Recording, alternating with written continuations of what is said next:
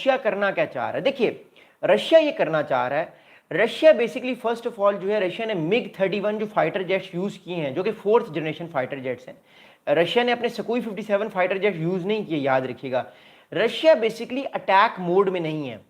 Remember one thing, अगर Russia attack mode में होता तो रशिया अपने 5th generation fighter jet use करता 4th जनरेशन फाइटर जेट या 4.5 कह लें MiG-31 फाइटर जेट्स को वो यूज ना करता।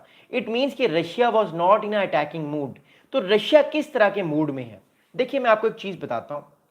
रशिया बेसिकली ये चाह रहा है, आप लोग अपने कमेंट्स भी करते हैं, वीडियो के आखिर में मैं सवालात के जवाब भी दूंगा। रशिया ये चाह रहा है बेसिकली राइट नाउ कि वो नेटो को टेस्ट कर रहा है कि how will NATO response, NATO response कैसे करेगा। अब नेटो कैसे रिस्पॉन्स करेगा, नेटो को तो कुछ भी नहीं कर पा रहा ना। मैं आपको दोबारा से एक एग्जांपल देता हूं, इसको समझिएगा। मैं आपको एक बड़ा मैप दिखाता हूं, लार्जर पिक्चर आपको दिखाना चाहता हूं ताकि आपको चीज़ों को समझ आए। ओके मैं आपको दोबारा मैप दिखा रहा हूं। Maps are very important, that's मैं मैप दिखाता रहता हूं, बिकॉज मैप्स को दिखाना और इनको समझना बड़ा आसान होता है और बड़ा मज़ेदार होता है। अब देखिए याद रखिएगा, एक हफ्ते के अंदर, एक हफ्ते में पूरे, मैं इसको करके ओके और ये हो गया जी यस। अब सुनिएगा बात, थोड़ी सी बात को समझिएगा, कोशिश कीजिएगा। रशिया, ये रशिया आप देख रहे हैं, ये रशिया है। रशिया कर क्या रहा है, रशिया ने एक हफ्ते पहले पोलैंड, बेलारूस के थ्रू पोलैंड के ऊपर अपने 19 ड्रोन्स भेजे, ये तो पहला काम हो गया। फिर रशिया ने क्या किया, रशिया ने यूक्रेन के जरिए रोमानिया पे अपना एक ड्रोन भेजा। कहा जा रहा है कि या तो ड्रोन इधर से आया था या तो ड्रोन ब्लैक सी से आया था, इन दोनों जगहों से आया था। नंबर 2 हो गया, आज रशिया ने इस्तोनिया, इस इलाके में जो गल्फ ऑफ फिनलैंड है, ये वाला इलाका गल्फ ऑफ फिनलैंड का, यहाँ पे अपना फाइटर जेट भेज दिया और इस्तोनिया को प्रोवोक किया। रशिया कर क्या रहा है, देखिए रशिया बेसिकली, मैं दोबारा से मैप को, इसको मैं रिमूव करता हूँ ताकि आपको ये चीज़ और तरीके से समझ आए, ताकि मैं आपको बताऊँ। देखिए रशिया करना क्या चाहता है, रशिया ये करना चाहता है मोर इंपॉर्टेंटली, वो चेक कर रहा है कि Finland, Estonia, Latvia, Lithuania, Belarus और ये पोलैंड, ये सारा बेलारूस को निकाल के सारा जो सारी डिफेंस लाइन है जो कि ईस्टर्न फ्लैंक है, जिसको नेटो अपना ईस्टर्न फ्लैंक कहता है, फिनलैंड से लेकर जो रोमानिया के जो बल्गारिया तक का इलाका है, नेटो इसको ईस्टर्न फ्लैंक कहता है, जो कि एक पहली दीवार है रशिया के अटैक को रोकने के लिए।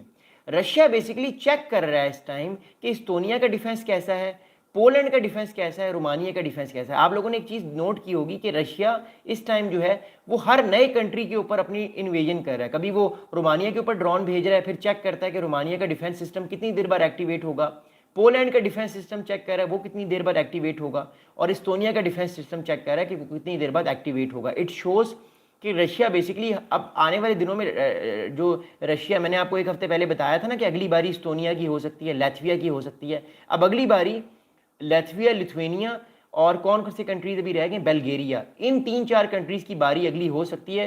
रशिया जो है वो आने वाले टाइम पे और भी कोई बड़ी कार्रवाई कर सकता है, लेकिन वो अटैक नहीं करेगा, मैं फिर बताऊंगा। वो इस तरह की इनकरियन करके इन कंट्रीज को तंग करने की कोशिश करेगा, जिसमें फिनलैंड भी हो सकता है। अब इस्टोनिया तो हो गया ना, अब लैटविया, लिथुआनिया रह गए हैं, बल्गारिया रह गया, तो ये 3-4 कंट्रीज अभी रह गए, इनमें भी वो अपना चेक करेगा पावर को। रशिया कर क्या रहा है, देखिए इसको समझने की कोशिश कीजिएगा। रशिया इस टाइम कर ये रहा है कि रशिया बेसिकली हर कंट्री के अंदर अपनी जो ड्रोन्स या फाइटर जेट्स भेजकर हर कंट्री का रिस्पांस चेक कर रहा है कि कितना क्विक रिस्पांस होता है।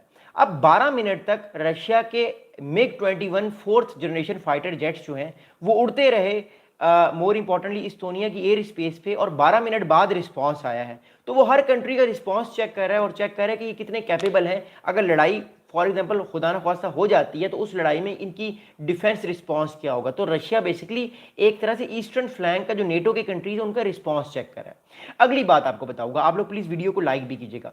अगली बात यह है कि नेटो का रिस्पांस कितना फास्ट है कितना स्लो है, ये तो हमें देख लिया है कि नेटो के डिफेंसेस उतने स्ट्रांग नहीं है, नेटो की प्रिपरेशन इतनी स्ट्रांग नहीं है। अगर नेटो की प्रिपरेशन स्ट्रांग होती तो इन इनकर्जेंस के बाद नेटो भी अपने ड्रोन्स जो है वो रशिया में भेजता और नेटो भी ये बताता कि आप हम पे अटैक कर रहे हैं, हम भी एग्रेसिव होंगे, लेकिन नेटो एग्रेसिव नहीं है।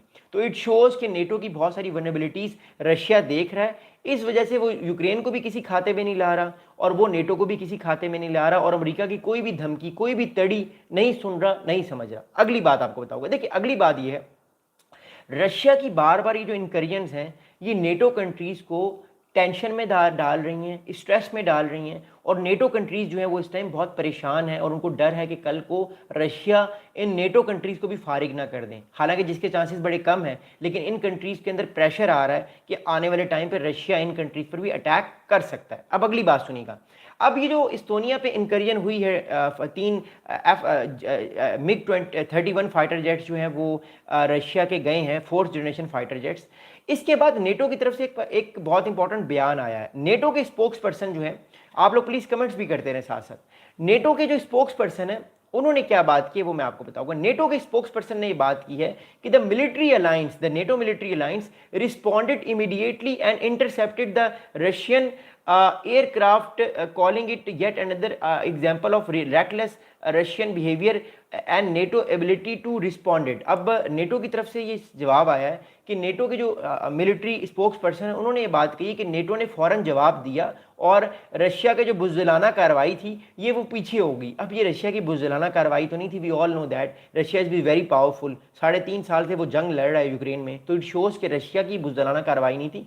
रशिया बेसिकली इन छोटे छोटे कंट्रीज़ को चेक कर रहा है कि हाउ पावरफुल दे आर। अगर रशिया कोई मजाक में कोई क्रूज मिसाइल फेंकता है तो उनका रिस्पॉन्स क्या होगा। और रशिया एक चीज़ को समझ गया है कि इन कंट्रीज़ का रिस्पॉन्स एग्रेसिव नहीं होगा, they have not been aggressive. और नेटो के अंदर इस टाइम हमें एंग्जाइटी नज़र आ रही है, नेटो के अंदर हमें इस टाइम जो है वो प्रेशर नज़र आ रहा है और नेटो के अंदर हमें इस टाइम डर नज़र आ रहा है। अगली बात आपको बताऊंगा। अगली बात क्या है? अगली बात ये है कि जो ही रशिया के फाइटर जेट्स जो थे, मोर इंपॉर्टेंटली वो जब उड़कर जो है, याद रखिएगा वो गए मोर इंपॉर्टेंटली कहाँ पर, वो गल्फ ऑफ फिनलैंड में गए, तो फौरन से इटली ने अपने फाइटर जेट्स जो F-35 फाइटर जेट्स थे जो कि 5th generation stealth fighter jets हैं, अमेरिकन मेड हैं, वो उड़ाए, जिससे रशिया के फाइटर जेट्स उनको देके वापस मुड़ गए और कोई इंगेजमेंट नहीं हुई, कोई लड़ाई नहीं हुई। थैंक गॉड कि कोई लड़ाई नहीं हुई, अगर ये इस तरह की कोई इंगेजमेंट हो जाती तो डी एस्केलेशन करना मुश्किल हो जाता, फिर रशिया भी अटैक करता। अगली बात है देखिएगा, अब इस्टोनिया के जो प्राइम मिनिस्टर हैं, मैं उनका आज इंटरव्यू सुन रहा था क्योंकि उन्होंने इस टाइम हर जगह पे इंटरव्यू देने की वो बात कर रहे हैं। अगली बात ये है, इस्टोनिया के जो प्राइम मिनिस्टर हैं क्रिस्टिन माइकल साहब, इन्होंने बीबीसी को भी इंटरव्यू दिया, CNN को भी इंटरव्यू दिया, मैं इनके बहुत सारे इंटरव्यू सुन रहा था। According to the Estonian prime minister mister Kristen Michal, he said that his government had decided to request NATO Article 4 consultations at an urgent meeting। अब मोर इंपॉर्टेंटली इस्टोनिया ने भी नेटो का आर्टिकल 4 प्रोवोक कर दिया है। अब NATO का article 4 क्या है वो मैं आपको बताता हूं। इससे पहले किस और कंट्री ने नेटो का आर्टिकल 4 प्रोवोक किया था वो भी मैं आपको बताता हूं। अब मैं आपको लेकर जाता हूं अपनी दोबारा स्क्रीन पर, क्योंकि ये मेरे नोट्स हैं। अब मैं आपको एक और मैप दिखाऊंगा, इसको समझने की कोशिश कीजिएगा, अंडरस्टैंड कीजिएगा। Here we go again, all right, okay, मैं पेन निकालता हूँ, पेन, हाँ अब समझिएगा। अब हुआ ये कि जब पोलैंड पे पिछले हफ्ते 19 ड्रोन्स उड़े, 19 ड्रोन बेलारूस और यूक्रेन के जरिए गए और यहाँ पे कुछ तबाही मची, तो पोलैंड ने भी अपना जो नेटो का आर्टिकल 4 है, आर्टिकल 4 नेटो का उसने रिवोक कर दिया। और आज जो है वो आप देख सकते हैं इस्टोनिया की जो गल्फ ऑफ फिनलैंड आप देख रहे हैं, यहाँ पे जब 3 फाइटर जेट्स आए रशिया के, तब भी इस्टोनिया ने अपना आर्टिकल 4 रिवोक कर दिया। अब आर्टिकल 4 है क्या?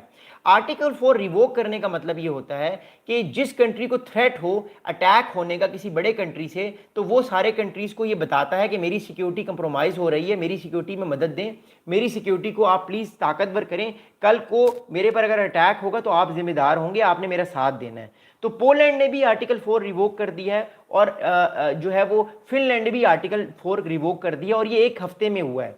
ये चीज़ विद इन 1 वीक हुई है। इट शोज़ कि how much pressure everyone is feeling right now when we are talking about Estonia and when we are talking about the other NATO countries। तो पोलैंड ने भी revoke कर दिया। अब हो सकता है आने वाले टाइम पे अगर लात्विया पे रशिया कोई स्ट्राइक करता है या इवन ड्रोन्स भी भेजता है वो भी रिवोक कर दे, तो ये आहिस्ता आहिस्ता आपको नजर आएगा कि रशिया जो है वो और बहुत सारे कंट्रीज पर जो है वो इस तरह की कार्रवाइयाँ करके उनको चेक कर सकता है। अगली बात सुनिएगा, इस्टोनिया के प्राइम मिनिस्टर का मैं बयान सुन रहा था। इस्टोनिया के प्राइम मिनिस्टर क्रिस्टिन माइकल साहब कहते हैं कि NATO's response to any provocation must be united and strong। We consider it is essential to consult with our allies to ensure shared situational awareness and to agree on our next joint step। अब Estonia के prime minister ने कहा है कि हम ये चाहते हैं और हम ये समझते हैं कि नेटो इस टाइम यूनाइटेड है, वो सारी की सारी सिचुएशन को अवेयर करने की कोशिश करेगी और आने वाले टाइम पे जो है मोर इम्पोर्टेंटली मामलात को और बेहतर किया जाएगा एंड मोर इम्पोर्टेंटली नेटो जो है वो मिल के कार्रवाई करेगी रशिया के खिलाफ। लेकिन अगर नेटो कार्रवाई कर सकती है रशिया के खिलाफ तो नेटो पहले कार्रवाई क्यों नहीं कर सकी? It shows